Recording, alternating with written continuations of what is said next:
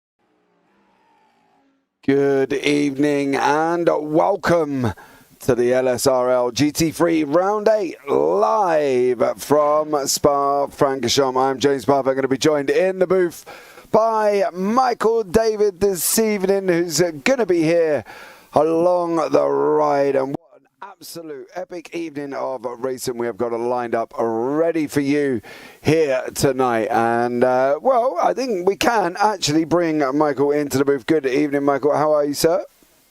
James, I'm doing great. How about yourself, sir? I am not too bad at all, buddy. Not too bad at all. So how's things with you? Everything good? Everything's great, man. Excited to be here. Everybody loves Spa. I mean, name one person that doesn't love Spa.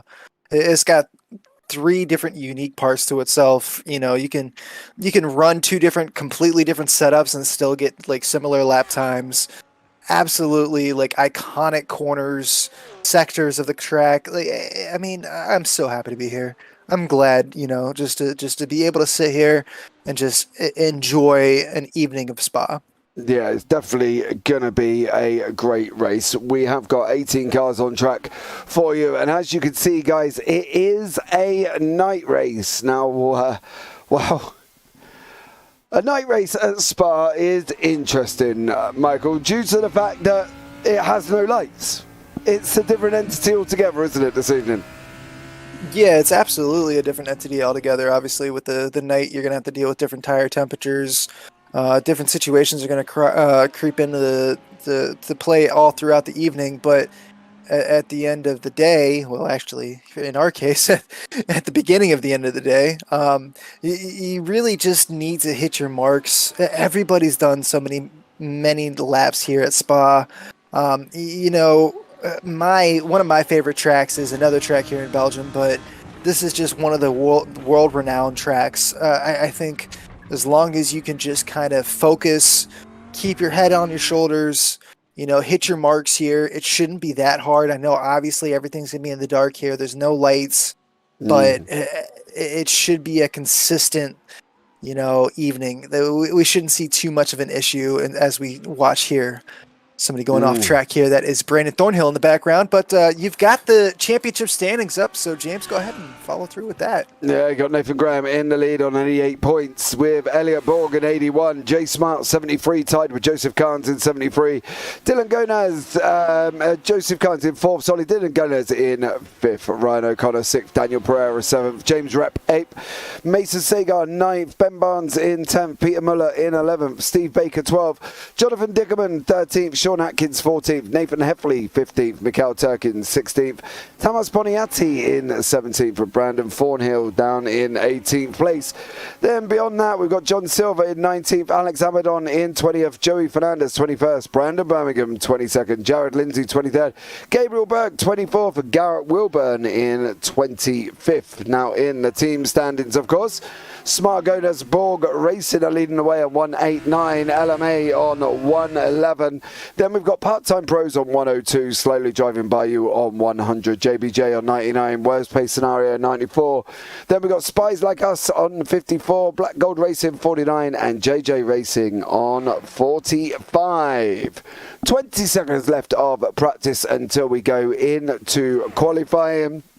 Lap times around about 2:17. Kind of what was expected because it is the dark, of course. People's lap times after that are 18, 19, 20, 21, 22. How different is the dark? Like, you know, you go to places like Daytona and you can see the track and everything else, and then you go to Sebring and another one that's lit by little cat eyes on the corner of the circuit, and then we come to Spa and there's nothing once you get past the start-finish straight. Absolutely nothing. I like to look at it like this. That trip you take to Grandma's house every now and then, a couple times a year. Grandma lives out in the boonies. You kind of get used to the roads out there when you drive them multiple times.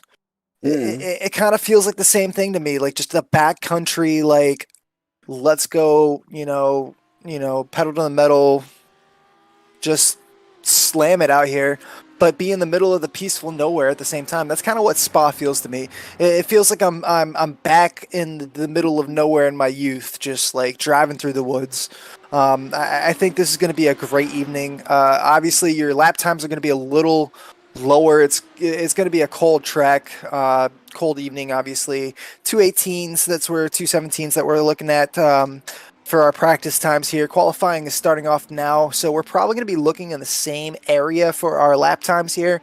But I think once everybody kind of gets going here, it should be very, very close, especially once we get our pit stops out of the way. I think a couple different cars have a couple different advantages tonight, so we should be looking for a very interesting battle when we get to the end of the race. You should be there as well. Welcome in, Phil, across the pond. Hope you're well. And Conway Critty, much love to you. Let's go Slowly Driving By You. I'm on vacation in Florida, so it's all up to Ben and Thornhill. Now you got Ben. Huh? Wait, I'm a little confused here. Ben Barnes? Yeah, Ben and Brandon Thornhill. Ben Barnes and Brandon Thornhill. I think that's what he means. So is Brandon Thornhill part of the Slowly Driving By You team now? Because he's currently showing up on my timing sheet as not being on a team. Yeah. I'll tell you one team that is absolutely crushing it, and they didn't have the greatest week last week, but Spargonasborg Racing at the top of the sheets when it comes to the team championship.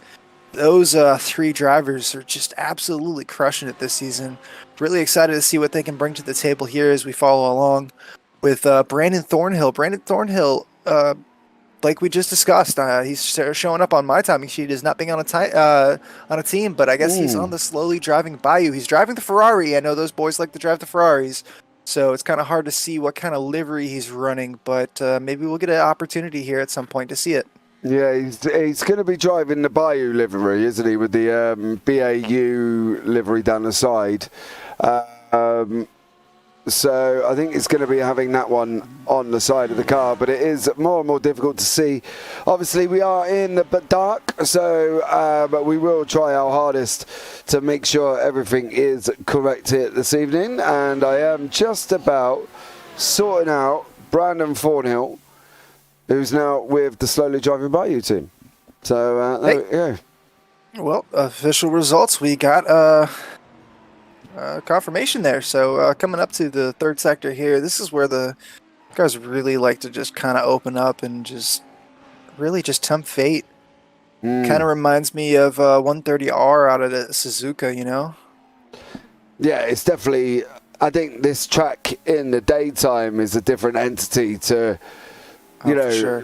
what it is now. The difference in grip is astronomical right now. Yeah, and if you mess up one little bit, you're going to be in deep, deep trouble. So we're going to have to see how they get on and see how they last, I think. I think, you know, there's going to be a few people that will make mistakes because of the dark, but I think it's just really seeing how people manage this situation, manage the dark. You know, you can see 19 degrees track temperature, nearly midnight. It's going to be tough for them, and I think, to be fair, they'll need to follow somebody as best they can if they're not sure on what the circuit brings in the dark. They'll definitely need to go be paying attention to other people. Yeah, for sure. You're going to have to keep all your everything has to be focused on everything around you. You only have this, you know, if you will, cone of light that you get this opportunity from your headlights, you know, your high beams. So once the field gets spread out a little bit, it's going to be a lot harder if somebody ahead of you goes off. Obviously, you're going to have a little bit of opportunity to find out from your spotter, but it's going to be so hard to really see for yourself until you come up on the scene in this dark light. And then we've already discussed it, but the traction at night is going to be less than obviously during the day when it's a little bit of a warmer track temperature. You have a little more grip at that point. So it's going to be harder if somebody goes off in the dark and you're kind of focused on just hitting your marks, and then all of a sudden you got a car in front of you. It's going to be really tough to see who's able to kind of avoid these situations and stay safe. Obviously, we know this new tire model is a little bit slippier in the rear, so it's going to be really interesting to see. I mean, we've been following along here. It's going to be really interesting to see how well these drivers are going to be able to handle it, but I mean, I think there's a couple cars here that are really going to take advantage of these long straights, mainly this Ferrari that we're looking at right now. Yeah, Brandon Thornhill from the Slowly Driving By, you guys. This is what we're staring at. This is what he's going to be seeing. This pitch blackness here of what going down Blanchimont now. We're going to be coming under the bridge. There's a dirt patch on the left there. That's where it starts. Start hitting your brake on that one. And then into the bus stop we go. The right, left. Start getting on the power. Let it drift a little bit right. Oh, not too much. And then generally I would stay to the right-hand side of the circuit there. I wouldn't travel myself across to the left. Partly because I don't want to travel extra distance on the racetrack. Yeah, you really have the opportunity to kind of like just sit there and allow your car to drift over anyways. You're kind of at a lower speed, so you don't really have to worry about getting over to the left as soon as you can, but everybody knows where we're going through right here. This is what matters. Getting that cleanly and the top end that follows through all the way down the straight. Yeah, definitely. From there, Brian Birmingham goes into 8th place. Here, Nathan Heffley behind him in 9th. Ben Barnes there as well. Thomas Boniatti is another one that's for the worst pace scenario team. He's either got flicky internet or he's just got a problem there. Thomas in the Ferrari as well. So, seeing how Thomas gets on here currently at this moment in time. 7:50 on the clock. He's just entered round Blanchimont. Down that long back straight before he comes and hits the brakes. And goes from there. It's going to be an interesting one here. And see how he gets on, I think, Michael. It's going to be a tough one all round. I wouldn't be surprised if there was a few people that made some mistakes. There's going to be, you know, a couple of incidents, I would have thought, people out braking themselves as they can't see what's going on. And Thomas Boniatti did the right thing. I wouldn't travel across to the left. I would go right as he goes up into 7th place. Yeah, you really got to be careful here. You can set your car up a couple different ways. You know, obviously there's that second sector is a little more demanding when it comes to neat and tidy bits, but then you can also kind of skip on that and just go, pedal to the metal out here on the longer bits in the first and third sectors. So it's going to be kind of interesting to see who is able to kind of decipher that a little bit. And then you come into the bus stop here. This is one of my favorite sectors in all of racing. I personally just love the way the bus stop just kind of sets you up. Like you were discussing here, you kind of just set up to the right and flow to the left. It's a great track all around. I love coming to Spa. This is just a phenomenal racetrack, and I mean, you know my feelings about Zolder, but let's never forget about Spa. Yeah, I think Spa is one of the most iconic circuits out there, I think, and it's truly, absolutely incredible. As Brandon Birmingham comes in now to the bus stop, he's going to go, he'll go right, then left, and then drift across to the left-hand side as he comes across the line. What can Brandon Birmingham do here? He's all yellow all the way through. Mikhail Turkin is on the last part of the circuit. Again, another one coming into the bus stop. He is in the Ferrari. We've got a very Ferrari-dominated field here this evening as well. We've got no fewer than 2, 3, 4, 5, 6, 7, 8, 9, 10 out of a field of 18. All Ferraris, Michael. Are we looking a surge of Ferraris, do we think? Yeah, we know how strong these Ferraris have been, and these drivers have just been closer and closer with that rear end. We saw earlier in the season here, when it was more of a newer meta, the rear end of that Ferrari was very loose, but we see everybody here is just really just following along, sticking with it, and it's just showing up on the timing board. Joseph Carnes up there, second place, right behind Elliot Borg in a Lamborghini.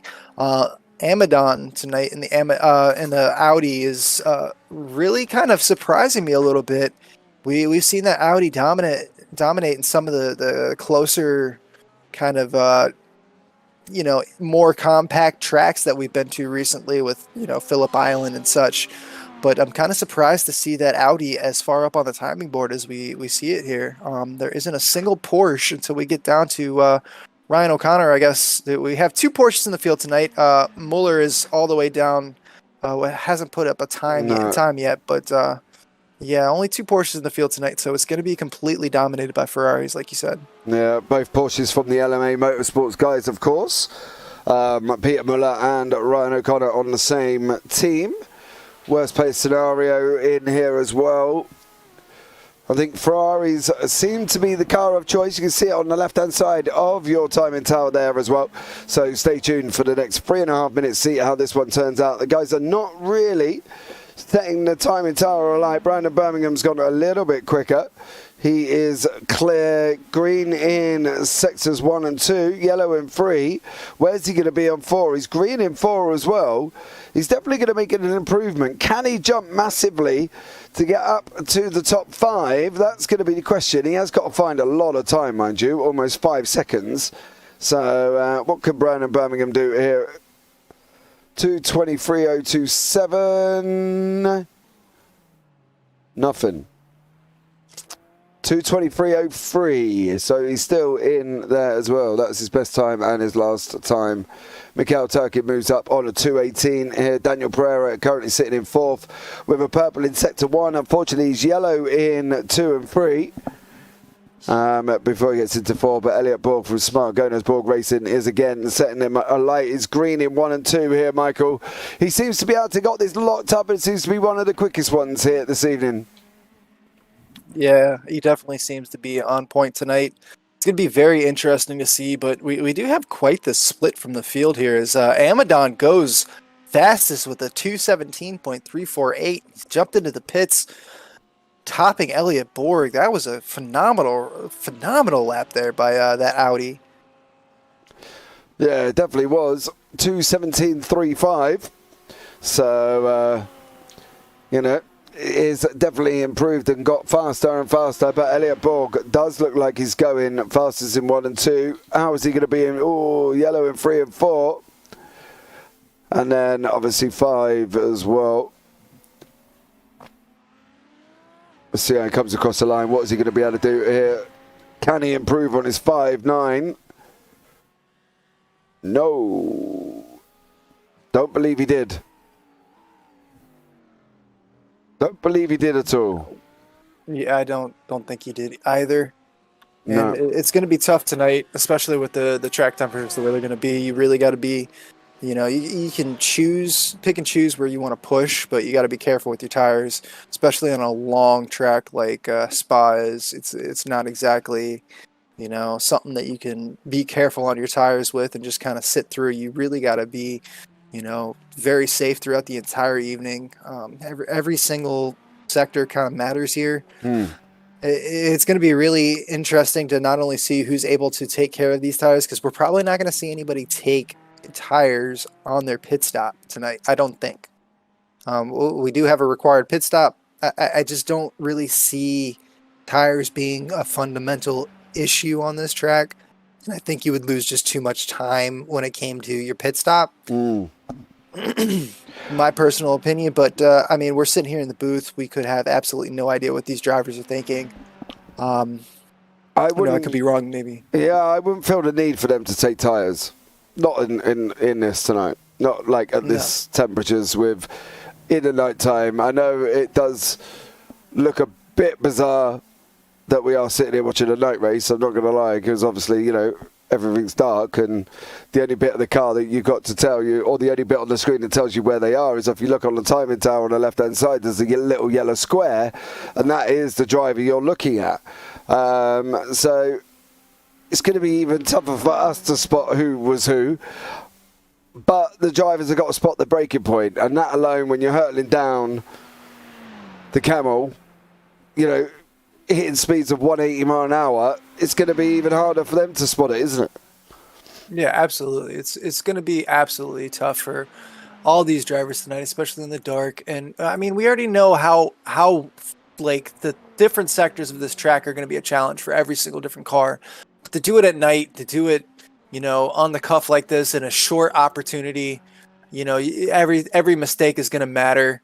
You really got to be careful. So I'm excited to see what happens here tonight, and I think we're all set here as we come to the end of qualifying, and I'm really still just kind of in shock and awe that Audi is up on the top of the timing board. Yeah. Alex Amadon leading the way currently at the moment in time. As to say, we have just got to the end of qualifying. And it's going to be the 45-minute race with a pit stop in there as well. So they will have to do a pit stop.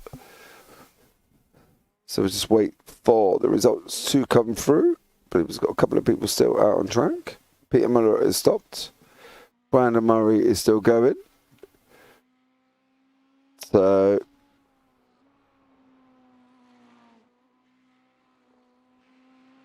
it's coming out of Pouon, isn't he, on that run down? Yep. Down out of Pouon. And then on the run down of Fagnier, 12th and 13, before he goes round the double right-hander of Paul Ferrer. And then down Blanchimont, as we know.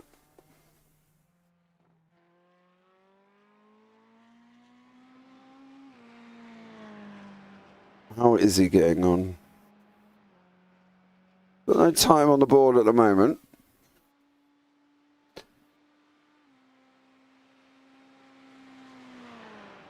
Does seem he may have struggled from off tracks there, Michael, I think. Yeah, a little bit, but it's kind of dark. Maybe he's just missing a little bit of traction there, thinking the car's going to stick a little harder than it really is. Something that these drivers are going to have to get used to as we go through the evening. It's definitely going to be cold on track, so you're going to have to be prepared. We're going to see some slides here and there. Yeah, that was another one, wasn't it? Yeah. Another off. So, right, let's bring you up the grid when we get the results through. As we wait patiently.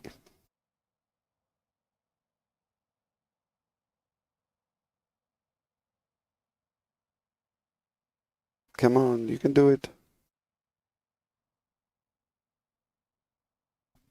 Right, we will get a poll up, guys, for the race as well, and who you think will take the victory. But at the moment, we're still waiting for the results to come through. Well, I guess we could go off of my timing sheet if you want to go off my timing sheet. Yeah, I think Alex Amadon will be. Alex Amadon is on pole. Elliot Borg second. Joseph Carnes third. Thomas Boniatti fourth. Dylan Godas fifth. Daniel Pereira sixth. Mikhail Turkin seventh. Sean Atkins eighth. Ryan O'Connor ninth. Peter Muller 10th. Brandon Fornhill 11th. Nathan Heffley 12th. Brandon Birmingham. There we go. They've just shown up. There we go. Brandon Fornhill in 11th. Nathan Heffley in 12th there. As we said, it is Amadon, Borg, Carnes, Boniatti, Gonaz, Pereira, Turkin, Atkins, O'Connor, Muller, Fornhill, Heffley. And then beyond then, we have got Birmingham, De Vries, Ben Barnes, Gabe Burke, Brandon Murray, and Mac Miller, of course. Mac, who is familiar with the more W12 series, but has adventured out tonight in the BMW, I believe, if he is going to be taking the grid, of course. So see if Mac takes the grid and he ventures out in his BMW. He did do some very quick lap times in practice, mind you. So it'd be interesting to see if he does come out on track, to be fair. Now, it's going to be quite a different car between an open wheeler with all the downforce and a GT car. Yeah. So it's going to be quite interesting. But then again, I mean, I think if you're qualified enough to drive something with the downforce of a W12, then I think you should probably be able to adjust pretty well to a GT car. Just my opinion. Yeah. What I know. Feels like we have a very, very full field tonight. I'm very excited for this. Yeah, we're just waiting for a couple to get out. Nathan Heffley, Brandon Birmingham, Jay De Vries, and Matt Miller to get on track.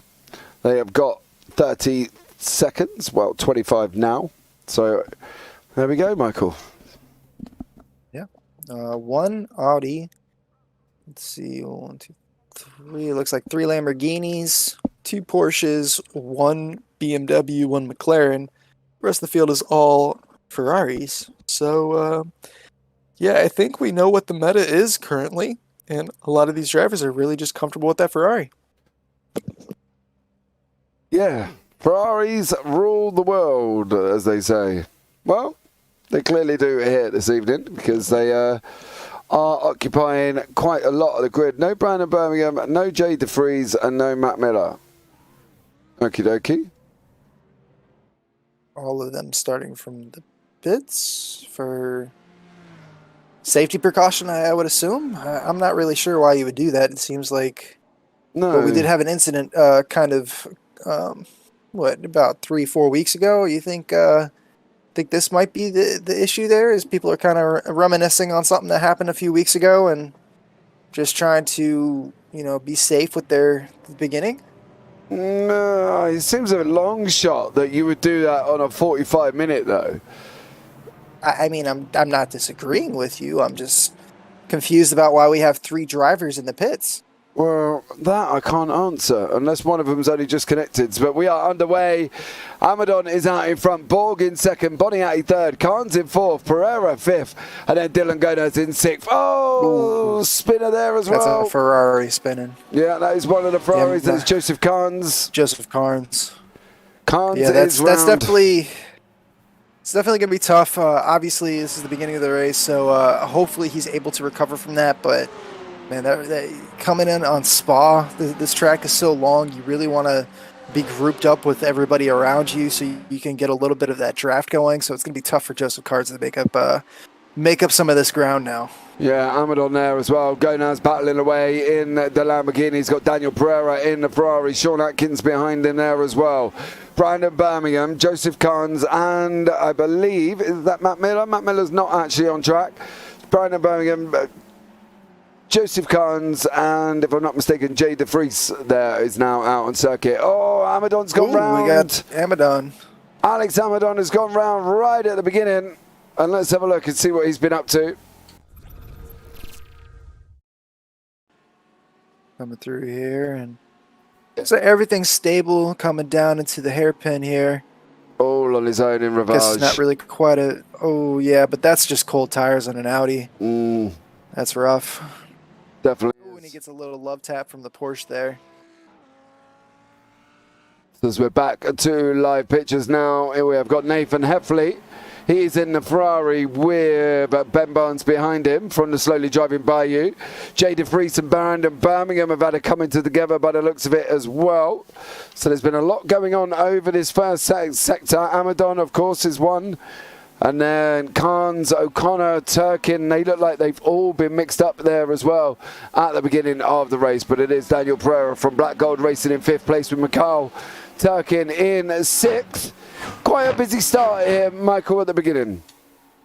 Yeah, we've seen quite a few different incidents here. Looks like a couple of these drivers really could wish they could get that race restart, you know, back under their grasp here. But as we see the cars kind of fan out a little bit, Elliot Borg really starting to take a little bit of a command of this race there. But Thomas Boniati and Gonas following up in 3rd. Everybody's kind of falling into line here, especially as we come into the first sector, which is very long, very high speed oriented. Obviously, we got Resilient and everything coming through here. These drivers are going to be trying their best to stay on the pedal through that hill there. Now that they got these tires warmed up a little bit, it should be a lot easier on the second lap now. But the first lap shenanigans at Spa has definitely bitten a couple of these drivers in the field here. They're going to be wishing they could get that restart back. Yeah, I definitely would be as well. To be fair, seemed a bit of a struggle for some of them to get away.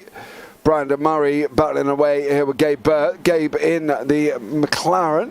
The only one in the field. If you struggle to let him know where it is, it's the ones with all the flames coming out of the back there for Gabe Burke, which I think is absolutely amazing. I do love that car.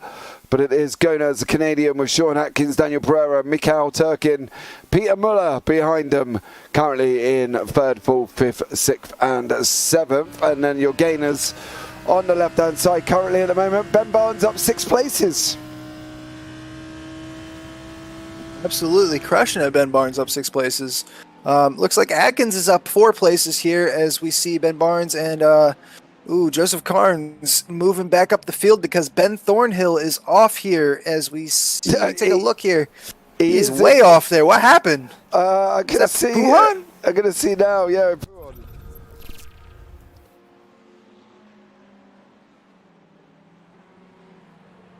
Somebody had already the rear end.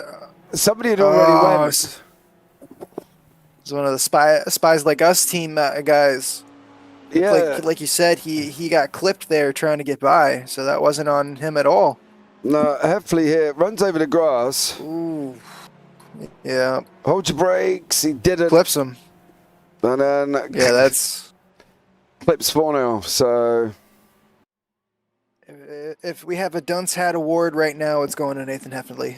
We see a Ferrari and a Goodwrench. That is a Dale Earnhardt Sr. Ferrari. That is insane. I've never seen that before. I'm not surprised, but like, wow. I don't know what to think right now. Gabe Burke there from SBR Motorsport, of course, with Brandon Murray in the front. Oh, he gets a little Murray there with the delivery. Yeah. 39 minutes on the clock, guys. Left to go here. And this is Brandon Murray, Gabe Burke. Gabe in the McLaren. He's going to have a really good opportunity to take the inside line here. He's going to have a lot of draft, but it looks like that McLaren just doesn't have the oomph. That Ferrari is really able to just kind of keep ahead. Hard to get past the Ferrari on a straightaway. It's not when the Ferrari does that, though. Cuts too much of Lacombe. It's got to be a little bit more careful. Yeah, Gabe Burke unable to really take advantage here. Just kind of sitting back and enjoying the ride, waiting for an opportunity to, you know, put that McLaren's front nose someplace on the inside of that Ferrari ahead of him. So we see, was that a car off there? Yeah, car number 7, Ben Barnes. Ben Barnes coming off. Have to get a replay there. It looks like as he fights his way back onto the track. These GT cars, you know, they don't really have any clearance. We follow along here. Ben Barnes coming through. Looks like he just loses the rear end. Just love taps the wall. Maybe a lack of. maybe a lack of concentration there. I'm not really sure. Lack of lights. Could also be the fact that, yeah. I'm going to put a lot I don't know. I really don't think that's the dark. case, though. It's so much harder to drive in the dark if you're not used to driving in the dark. Of course, it's harder, but I think it's more to do with the tire temperature. No. Yeah, everybody knows. Everybody that's racing here at Spa is raced Spa a million times. Yeah, sure, it's harder in the dark, but you know your marks. Like, I see what you're saying, and I think it has more to do with tire temperature than anything else. I really do think that these drivers are struggling for grip. They're attacking a little bit harder than they should be, and the Lamborghinis are really showing an advantage. Got Elliot Borg in first place, Dylan Gonas in third place. Also, Thomas Bonaiati, you know, he's having a great run here tonight, sitting in second place. He's kind of been midfield for the majority of the season so far, but up there in second, great job by Thomas. Mikhail pulls out there as well, going down into Lacombe. Is he going to make it through? Mikhail Turkin past Daniel Pereira. He has spies like us, Mikhail Turkin and Daniel Pereira swapping positions. So Turkin up into fifth. Pereira down into sixth. Bonaiati is currently in second place, with Dylan Gonas third, Daniel Pereira fourth. GT3 looks like he's been involved in another little incident, and he's just completely facing the wrong way. Yeah, that Lamborghini did not look like it was in a happy situation. So he's definitely going to fall down the field. He was up in the top 5, now back into the 16th place. Definitely not the race that GT3 was imagining before he started. No, it goes off over the top of Rivage. There it is. That's not going to be fun. No, it's pain all day for Jay there. Ooh, cutting back in front of the track, too, in a really bad spot. That was very questionable there by Jay. Let's go, Smart Borg, says Jay Smart in the YouTube chat. Welcome in, Jay. I hope you're well. But it is Dylan Gonas, Sean Atkins. We have got 35 minutes remaining of this night race, of course, at Spa. So there we go. Even without Jay Smart tonight, the Smargonesborg racing team is still running 1-3, so 2 podium spots tonight. Very, very, very strong run for this team.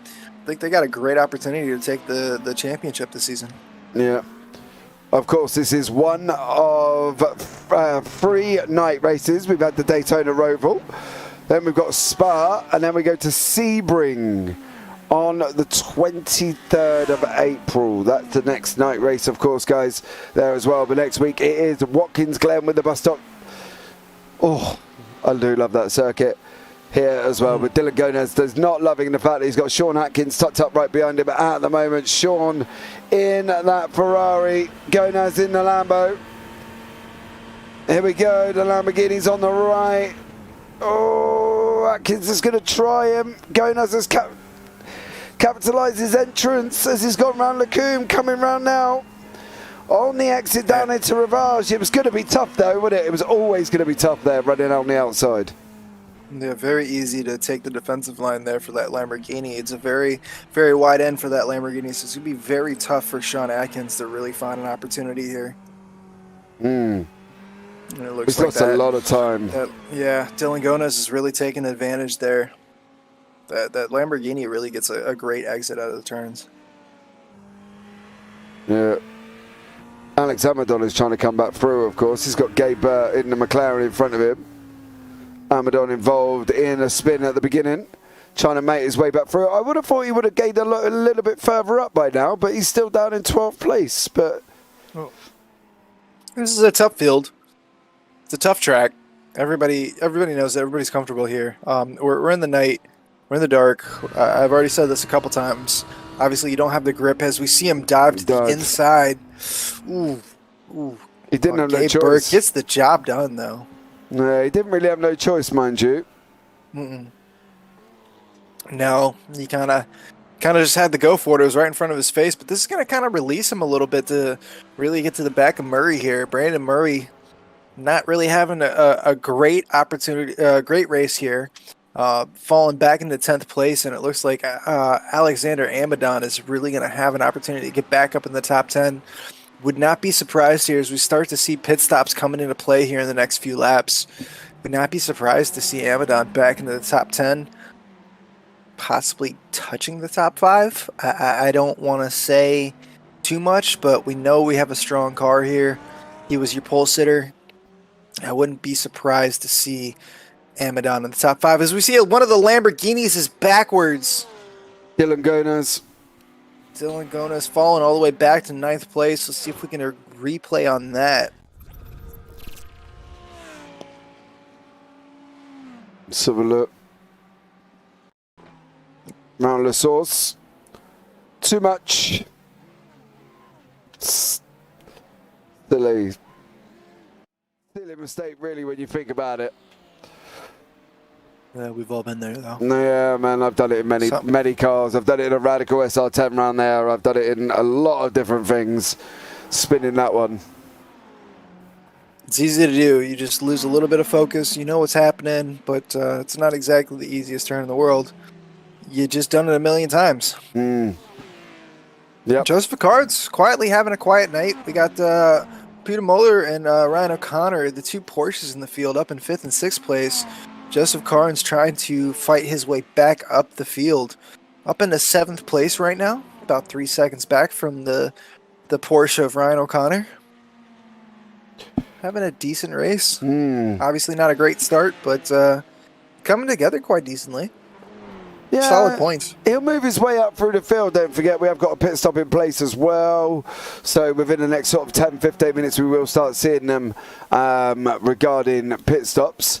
So the gap is starting to spread out a little bit across the field at the moment. Sean Atkins has got Daniel Pereira less than a second back. But you can see everybody else is a little bit more spread out there. Jay Smart's got internet issues. What's up, Jay? Yeah, not sure what's going on. There's some bad weather, so guessing internet outage with a provider. Well, you stay safe, buddy.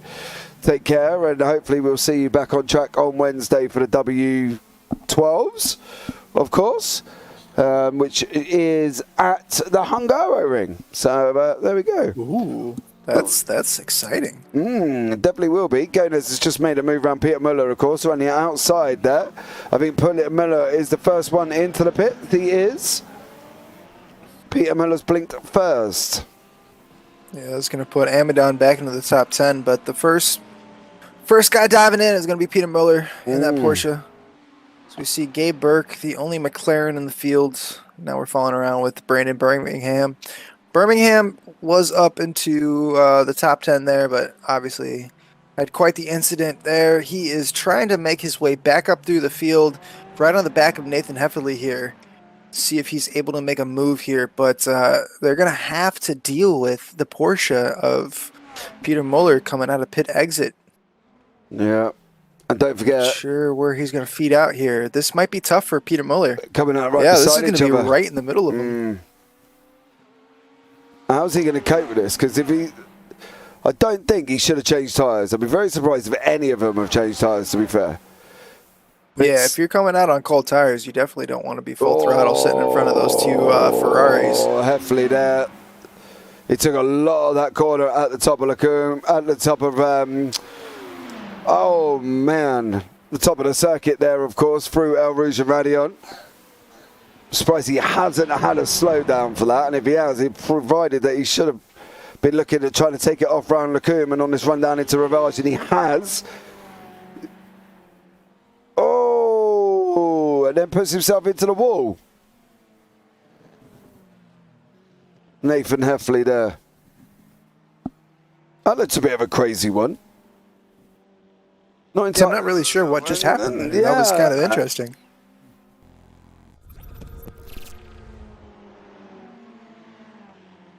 Oh, okay. Overcooks it coming out of Lacombe on that run round it into Rivage and then shoots it into the wall. Unfortunately for Heffley there. Gonaz still battling away here. Dylan Gonaz has got Alex Abidon for company. Should be a tough one for Amadon here, but now he's coming into the quick people, isn't he? Yeah, both of these cars were up at the top of the field. So it's definitely going to be a little bit of a battle out of position for sure. 8th and 9th place right now, not having any sort of pit stop scenario in place at the moment. So these two cars are battling for position, but like I said, a little bit out of position. Yeah.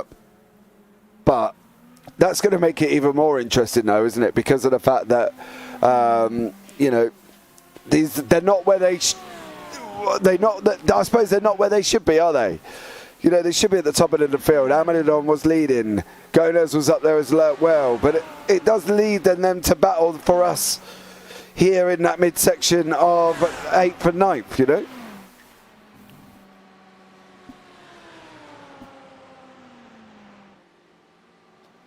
So, there we go. As Amadon is looking to making a move around Gonez. Gonez has got the inside line. No, Amadon makes it through. That's kind of interesting. I'm surprised that the Audi was able to really force the issue there, because I feel like that Lamborghini is just so much stronger towards the end of a straight. So for the Audi really to just take advantage there, I'm kind of impressed here. Amadon, great move there on Dylan Gonez. Oh, he loses the rear end a little bit. That's going to bring that Lamborghini back into play. Now he's got the left-hander of Puon, of course. He's got the inside, and the Audi goes wide. Yeah, Dylan Gonez runs round the inside. The Audi pushes right to come round into Fanier. Side by side now. Alex Amadon, Dylan Gonez. Oh, they're going to make it through. Dylan makes it through cleanly this time around. So there we go. Dylan there, best behind Alexander Amadon. So doing an absolute fine job here as we go back up to Ryan O'Connor. And I am going to understand that it's Joseph Carnes beside him. It is Carnes. Carnes and O'Connor coming around the bus stop. The only slightly lit part of the circuit. And then it is just complete and utter darkness after that. So see how long Ryan O'Connor can hold on for him. Mikhail Turkin going into the pits. Pit stop windows is definitely open now. We think we're going to see him spread across the next sort of 5-6 minutes, Michael, I believe. Yeah, we're going to see a bunch of cars really jumping in here as Ryan O'Connor's making his way up the field. This is probably going to be a great opportunity for that Porsche to take advantage of the of where he is, trying to push his stint a little further. As we see Dylan Pereira just a little bit ahead of him. Joseph Carnes is really trying to take a... Oh, excuse me, I'm sorry. Trying to really tag along here to the back end here. So he's going to be able to really jump on the outside. He's not going to be able to make a move here. It looked like he had an opportunity here. I really think that Ferrari is going to be really tough for the Porsche to keep behind him in the straights. Yeah. I was going to see Ryan O'Connor, see how he gets on with the ever-chasing Joseph Carnes, of course. Carnes a little bit out of position, being involved in an incident in La Source in lap 1, literally directly after the start. As O'Connor now goes round No Name, coming down into Puon. O'Connor on the right with the yellow headlights. Carnes on the left with the bright white. Round Puon, side by side currently at this moment in time. Carnes is on the right-hand side in the Marlboro. LMA on the inside, and he's through. What a move by Joseph Carnes. Yeah, really pushing the outside there through Puhan. And that Ferrari is nothing to be toyed with here, especially coming through with Joseph Carnes. Obviously, we know he's got a fast car. We know he was up the field, taking advantage of a little bit of space here. He's got open air now, so we'll be able to really see what Joseph Carnes can do with his lap times to try to get himself back up the field. I think he's definitely got the ability and got the car underneath of him. I would not be surprised if we see at the end of this race here to see Joseph Carnes back up in the top 5 at the end, not even possibly on a podium spot. Yeah, definitely. There's no doubt about it. As we go, literally about 9 cars currently who have not pitted or down. 10th, Dylan Gonez is the last one who has not pitted. Everybody else behind: Peter Muller, Mikhail Turkin, Brandon Thornhill, Nathan Effley, Brandon Birmingham. Ben Barnes is, I believe, he's still running. Is Ben? He is. Brandon Birmingham is out. GT3 is out, and obviously Matt Miller didn't take the start there as well. So But at the moment, it is Elliot Borg with a 4.5 second gap over Tamas Boniadi, with Sean Atkins behind him, Daniel Pereira behind that, Joseph Carnes behind that. So Brandon Birmingham lost Wi-Fi. His Wi-Fi just directly cut out, according to Brandon Birmingham. So that'd be why what happened to the JBJ race in there. So, but then again, it's happened to all of us, and generally me, on Why We're Live. So there we go. Hey, Michael. Yes. Joseph Carnes really just kind of floating his way back up the field, though. Having a great race, even though he's not, you know, obviously where he wants to be. I still think this is a pretty solid race so far through the midterms here.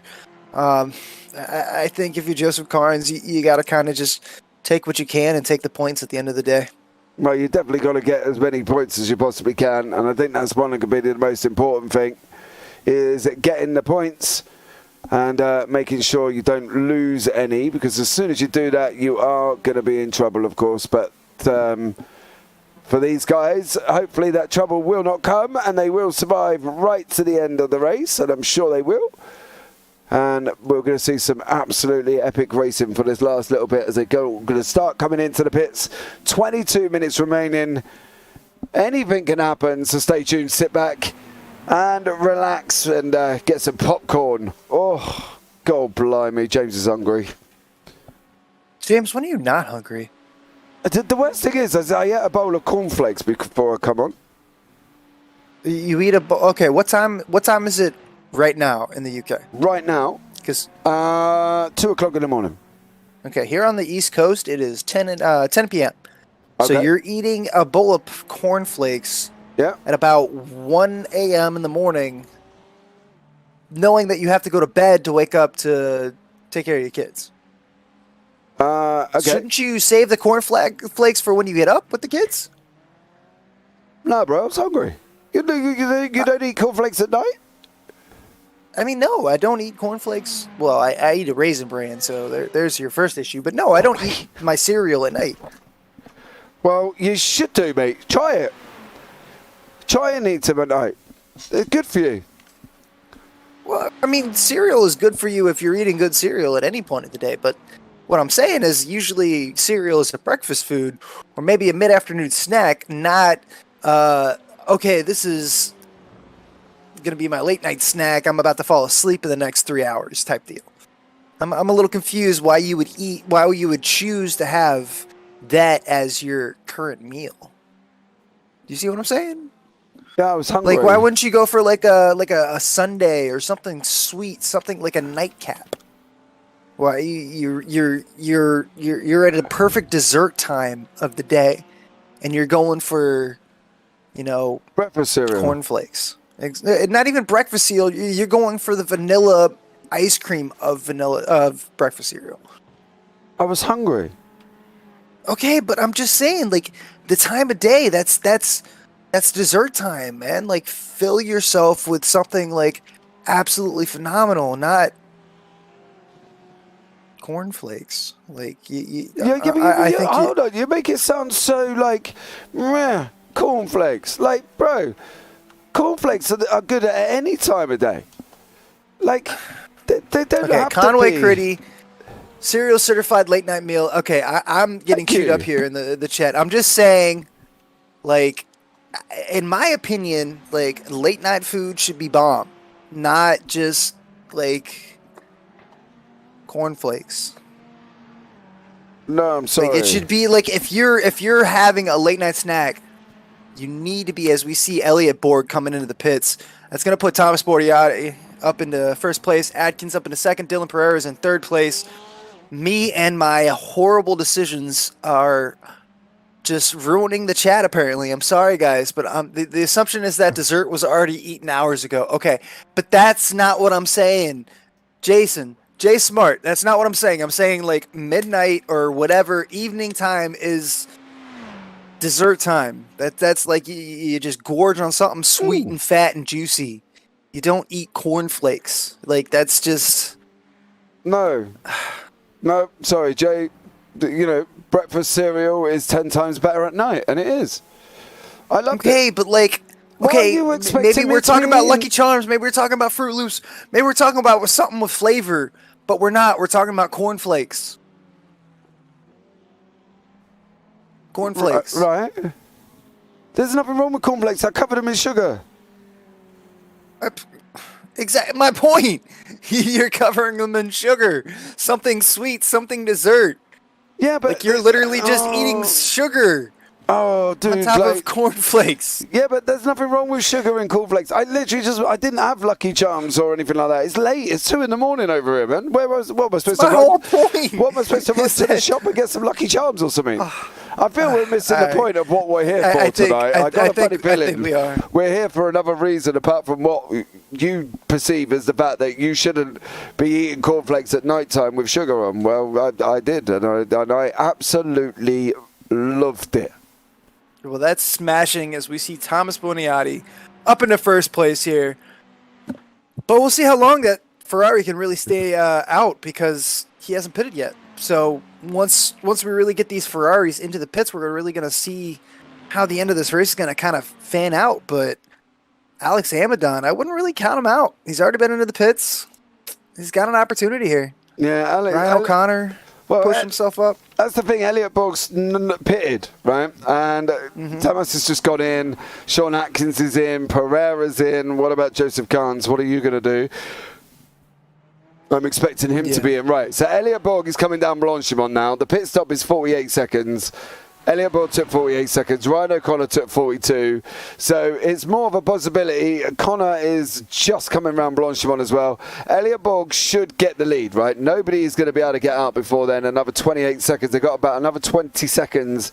Even if it was they go to the basic pit stops, Borg's just going to come through and say, thank you very much. There he goes, all the way up the timing tower. It's whether or not O'Connor's going to come out and say, thank you very much. Because some of these are on their way out now. Boniati, Pereira, Atkins is on his way out. Is he going to be able to jump Joseph Carnes? I believe he is. There is Ryan O'Connor. So Ryan O'Connor is now going to go up into 5th. Didn't get Atkins, didn't get Pereira. However, Pereira is managed to jump Atkins there and is now in 3rd place. So a stunning job by Daniel Pereira. Yeah, great pit cycle there by Daniel Pereira.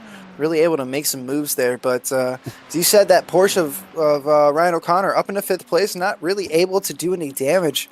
Joseph Carnes back up into 6th place. Amadon 7th place. It's kind of just Elliot Borg's race to lose at this point. Thomas Boniati 4.5 seconds back from him. Dylan Pereira 2.5, 3 seconds back from that.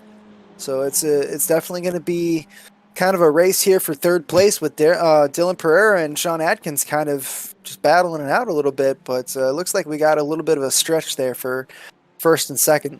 Yeah, we definitely have. We've got a poll in chat. Should you eat breakfast cereal as a snack, I believe it says. Should you eat breakfast cereal late at night? Jay Smart has put, what about cereal with ice cream? That's basically milk. And then he put Lucky Charms with vanilla ice cream, then you're both right. See, I think that you're missing the point with that poll. You said, should you eat breakfast cereal late at night? I've got no problem with eating cereal late at night. I'm just saying, if you're going to go for a cereal, why are you choosing cornflakes? Why aren't you going for something like... All right, so you're saying that you just have cornflakes and that's your only opportunity. I get that. Okay, I understand why you had cornflakes, but I'm just saying, in a different situation, when you have that opportunity to have whatever breakfast cereal you want, cornflakes is the last cereal that I'm taking as a midnight snack. Okay, that's my argument, and I'm sticking to it. Okay, so the point of it is, it's not the fact that I had cereal; it's the point of the fact that it was the cereal that I was eating.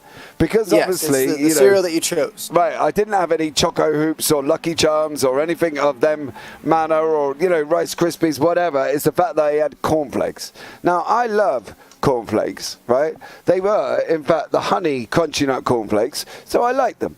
Okay, and I had sugar on them. And I sat here before we were even live, munching my honey nut, crunchy nut cornflakes with sugar on. And I loved every minute of it. And that was at about 1:30 in the morning, before we started.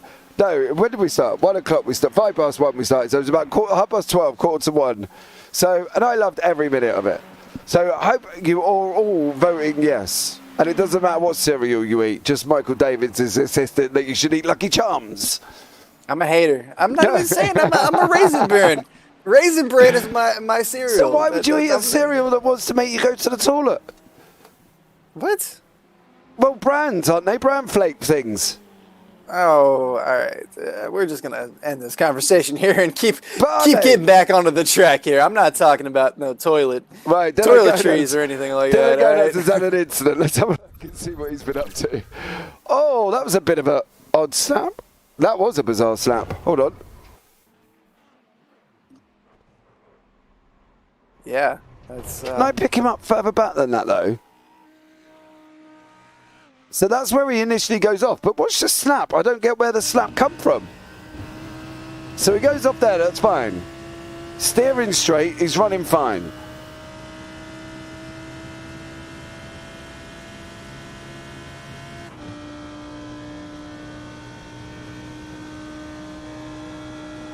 Oh, maybe that was a lap after then. But this is a bit of a bizarre one. I don't get where that's come from. Yeah, I'm not quite sure what's going on, to be completely honest with you. It's kind of a strange one. Dylan Gonas and Smargonas Racing. Smargonas Borg. Elliot Borg's still out in front, though. Absolutely crushing it tonight. We haven't really talked about him because he's just been, Flying along. way ahead of the field. Yeah, apparently Matt Miller's, he said, not sure, internet to my house died. So that's 2 with internet issues tonight.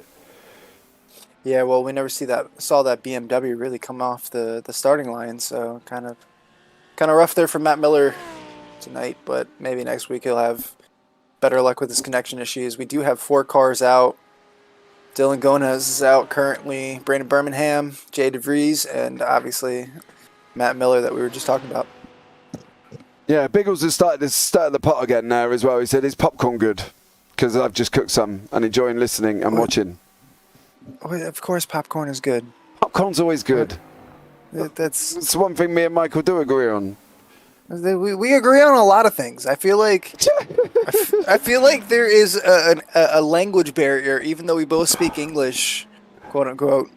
Well, I feel like there's a language barrier. I feel like James. I feel like if me and you were to sit down, we would both be fatties and enjoy food.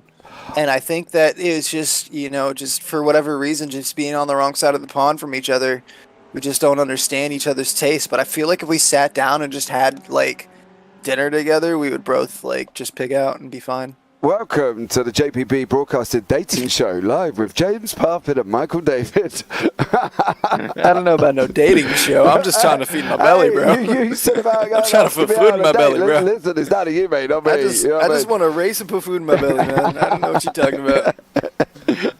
Oh, dear. But Daniel Pereira doing an absolute stellar job here, pulling away from Sean Atkins in 3rd place. Tell the commentators just waffling along here.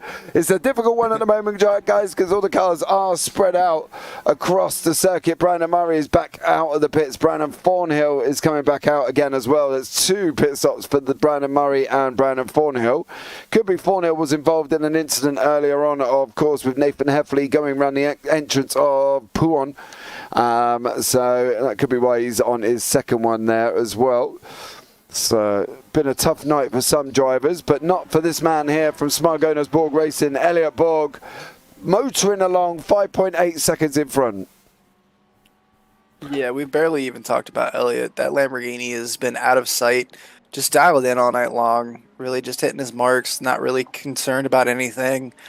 Kind of just like the whole definition of what we were talking about earlier. Yeah, this track doesn't have lights, but Elliot Borg is just dialed in. As we jump back a little further back, 6th place, Joseph Carnes trying to move up into the top 5. Ryan O'Connor has really been kind of holding his own in that Porsche, but we know the Ferrari has quite an advantage on the straightaway. And it's going to be tough here for Ryan O'Connor on these last, 3 or 4 laps that we have left to really keep that Ferrari of Joseph Carnes behind him. I think this is going to be the battle to really pay attention to at the end of the race here. Well, he's managing to keep it honest. Now, the thing is, Carnes comes in around about sector 2 and 3. He'll close the gap up and he might get it below a second if he's lucky. But then O'Connor just kind of speeds away for the rest of the time, and it's quite interesting to see here when the fact that, well, that and obviously that's not going to help him, of course. Joseph Carnes is now back out 1.4 seconds. But I think from his point of view, it's always going to be tough trying to close up onto a man that seems to have this Porsche literally attached to his shoes at sometimes, because to be fair, it doesn't always do. A Porsche that does Porsche things doesn't necessarily do Porsche things in the hands of Ryan O'Connor at times. We've obviously seen it a couple of times this season, but there's been a couple of racetracks where O'Connor's done an absolute barnstorming job and survived till the end without the car doing Porsche things, and it looks like Spa could be that kind of circuit for him to sort of be able to do that. Yeah, Ryan O'Connor's definitely got that Porsche like dialed in completely tonight. It's not really, the rear end's not really jumping on him too much. It seems very, you know, front end's kind of oriented, where it's always kind of pointing straight. Not really stiff, but just pliable to where it needs to be. Obviously, that Porsche is not going to be strong down the straightaways, but it's really not giving him too much of an issue. It looks like he's really got a great setup and really dialed in. I think Ryan O'Connor is really going to have a really strong opportunity here, but I just think that Ferrari is just a little too strong around Spa here, as we see Joseph Carnes really starting to get to the back here. He's got that gap closed up just over half a second. I see what you're saying as a Porsche driver myself. Ooh, okay. Yeah, that's not really helping him either. Getting a little bit loose traction there. Those tires are going to start falling away from a little more and more each lap, where the Ferrari is going to be a little more reasonable. I find it really hard to believe that Ryan O'Connor is really going to be able to hold off for the next 6.5 minutes. Yeah, it's definitely going to be a tough one. We're going to see some defending and a half here, I think, from O'Connor. Surely he's just not going to leave the door open like that, though, mind you. Is he coming down into Lacombe? Yeah, there wasn't quite enough room there for Joseph Carnes to really put a nose up. He had a great run, but he wasn't quite far enough alongside. He had to back out a little bit. Really taking advantage of a wide line there. I'd really like to see his incident count, because it's got to be pretty high in that Ferrari. Well, I would trust out. I wouldn't trust ours, because mine says 23 currently at the moment, and that can't be right.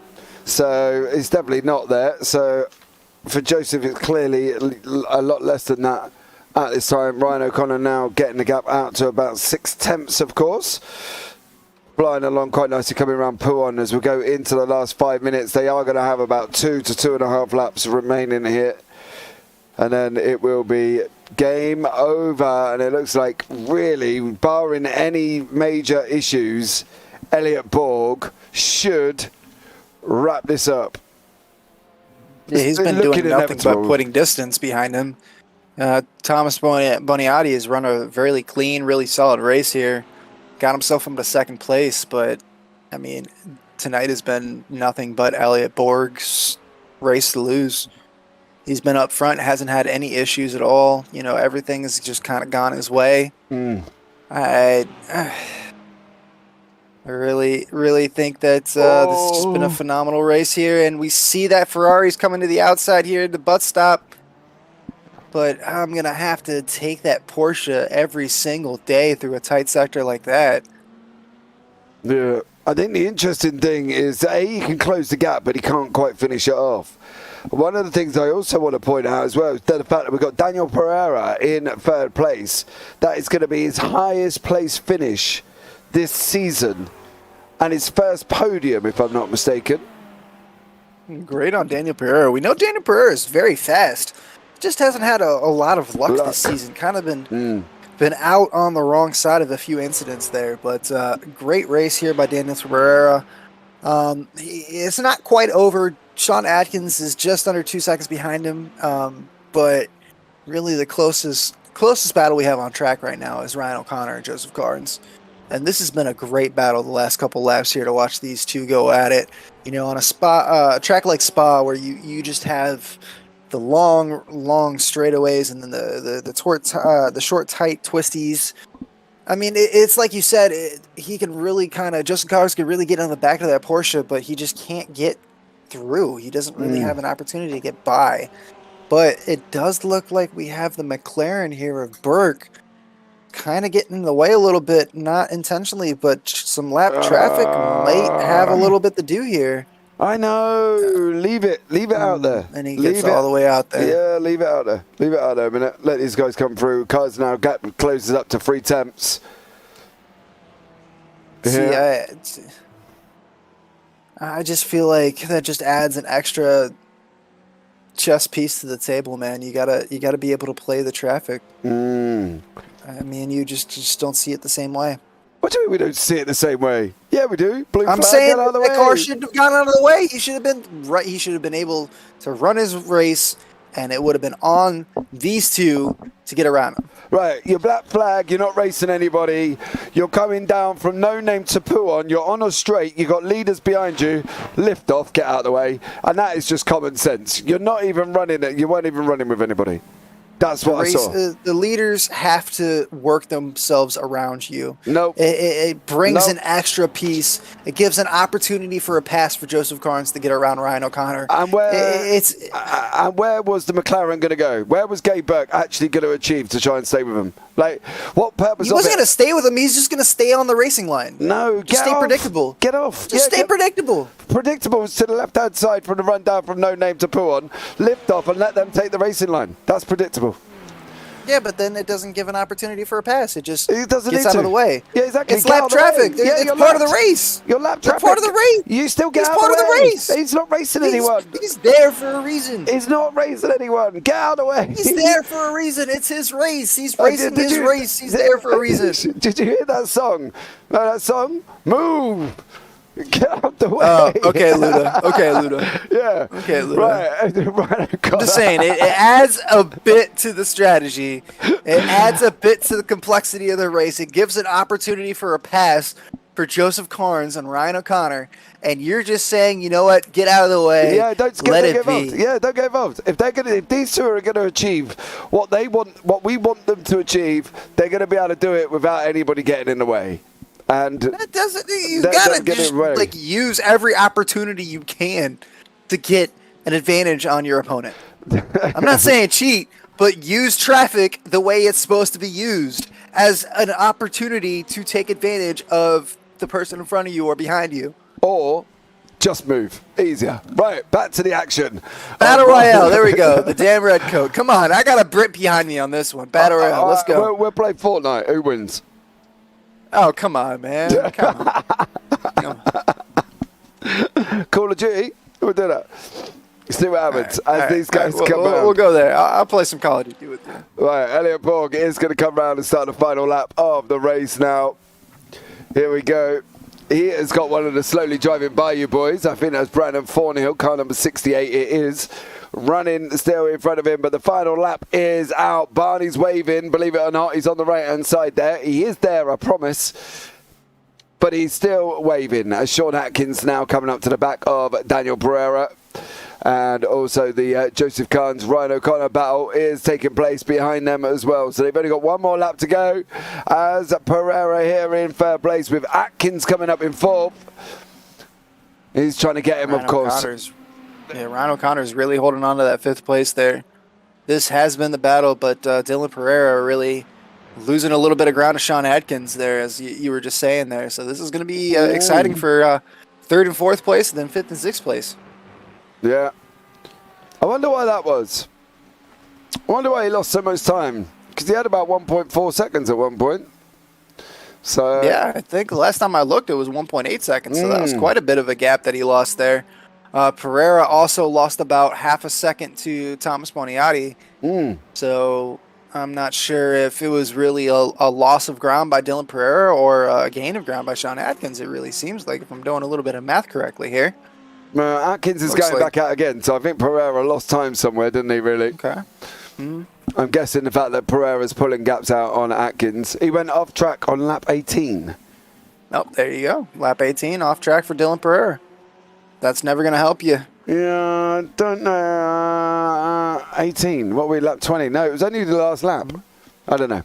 Anyway, as we're coming around now. Your leader is coming around Paul Ferreira for the final time. And it is still the black and gold of Daniel Pereira, still in third place, of course. And then behind that is Sean Atkins with Joseph Carnes and Ryan O'Connor. Joseph still trying to battle Ryan. And they're heading around Paul Ferreira now, just before they start going down through Blanchimont for the final time. I don't think Carnes is going to get him. He's too far back. He's not going to pick the draft up. Oh! Who is that? That's Amidon. That was Amidon in my ear. Did you hear that? No, I did not. I'm a little confused here. What happened here? I'll have a listen. Elliot Borg is your winner. He's going to go across the line and claim first place. Thomas Boniadi will get second. I'll show you in a minute. Thomas Boniadi, I got to say, that was a great race by Thomas. Daniel Pereira, highest finish position here on the grid. First podium of the season with Sean Atkins behind him. And Ryan O'Connor hangs on for dear life, coming across the line in 5th and 6th place. I want to have a look back at this Alex Amidon situation. So he comes around the corner.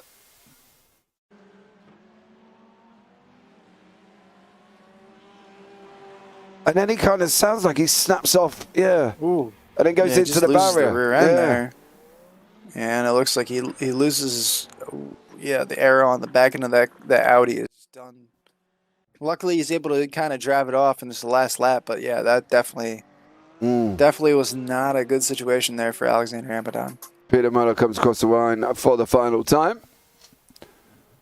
So there we go. That is the race done and dusted. And there are your results. Michael, why don't you have a read for us there on your screen? Elliot Borg taking first place. Thomas Boniadi coming through in second place. Daniel Pereira in third place. Sean Atkins in fourth place. Fifth place goes to Ryan O'Connor. Joseph Carnes right behind Ryan O'Connor in sixth place. Mikhail Turkin coming through in seventh place. Peter Muller coming through in eighth place. Alexander Amidon falling back to ninth place on that last lap incident there. Brandon Thornhill rounding out your top 10. Nathan Heffley coming through in 11th place. Brandon Murray in 12th place. Gabe Burke of McLaren coming through in 13th place. 14th went to Ben Barnes. Dylan Gonas in 15th place.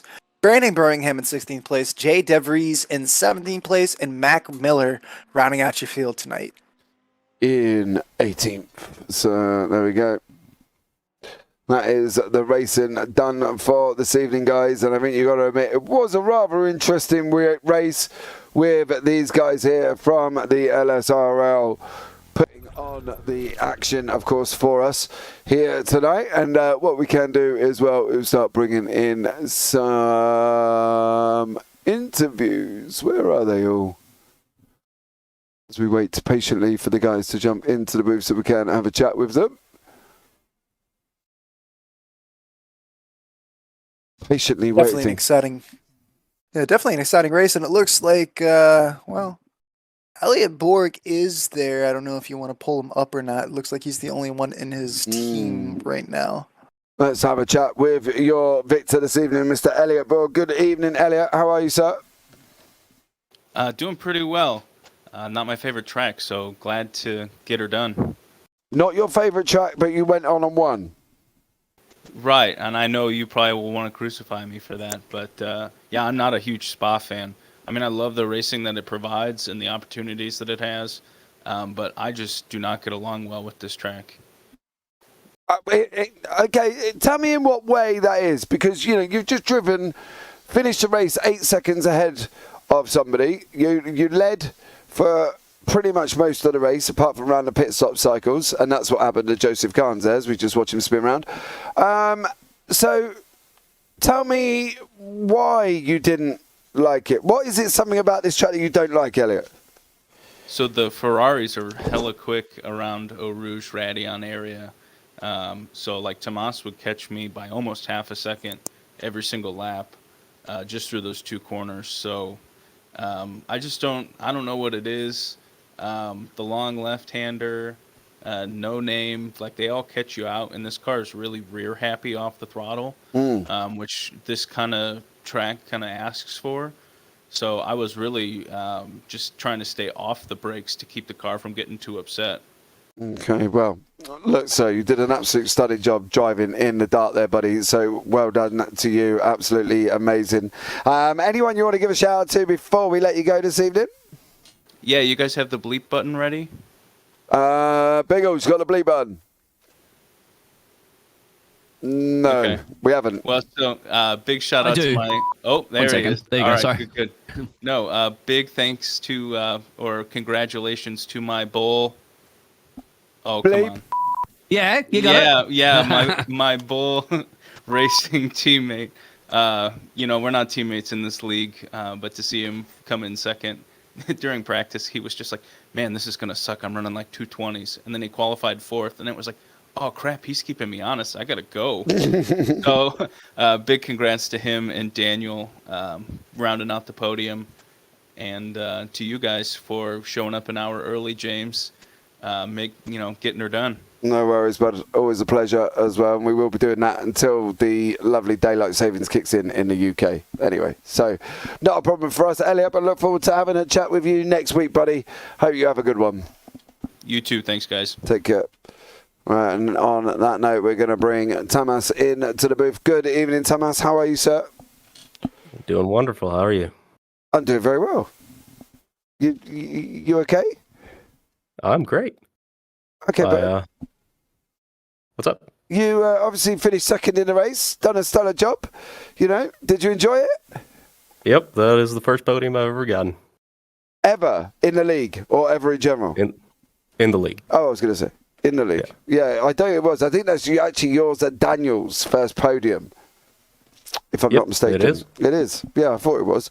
But an absolutely blinding job, fella. Yeah, in the Ferrari, looking quick. It was a Ferrari-dominated field this evening. Was you expecting to be there? You're up 2, so you've qualified in 4th. I was expecting to be up front, but I definitely was not expecting to be top 3.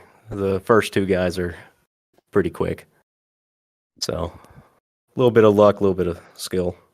Yeah, it was. I think Amadon obviously spun himself around in Ravage, I believe, as well, where it was quick, evasive action from you there as well. Actually, we're just watching that on screen currently. So, nice little go round the outside there, waiting for him. It could have been a lot worse for you, to be fair. I'm not going to lie. Yeah, that's a tight squeeze. Yeah, it was a tight squeeze to get through, but you did manage it there, buddy. So an absolutely stellar job for you. Onwards and upwards. How are you at Watkins Glen with the boot? We'll see. Only time will tell. Awesome stuff, Thomas. Well, thank you so much for joining me in the booth here, buddy. And I look forward to catching you hopefully again next week. Yes, sir. Thank you very much. Take care. That was Thomas Boniadi there as well. And now we are going to bring in Daniel Pereira into the booth. That is his first podium of the season. So welcome in, Daniel. How are you, sir? Hey, guys. Good night. First podium of the year? First podium. First podium for Daniel Pereira. Black Gold Racing. Absolutely incredible. How does it feel, buddy?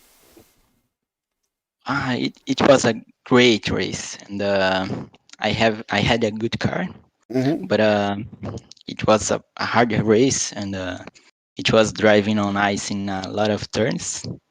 The left turn in the back straight was very, very hard, and I have a great pit stop where I had a better pit stop than Sean.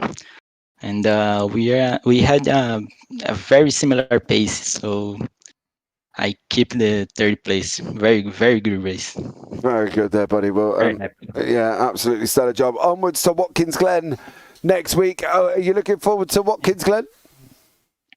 Yeah, it's a place where I trained a lot, and I'm looking for it. Awesome stuff. Well, Daniel, is there anyone you want to give a shout out to before we let you go out the booth this evening? Yes, thank you everyone from my team, my friends from Black Gold Racing, all the guys from LSRL. They are very good guys, very nice guys, like Dylan, Ryan, Elliot, and everyone. And for you guys showing the race, and I'm very happy. Awesome stuff. Well, thank you so much, Daniel, for joining us there, buddy, and we look forward to seeing you next week. Take care. Me too, and talk some Portuguese with Beagles. Right, that was Daniel Pereira in the booth there. Michael, so what do we think?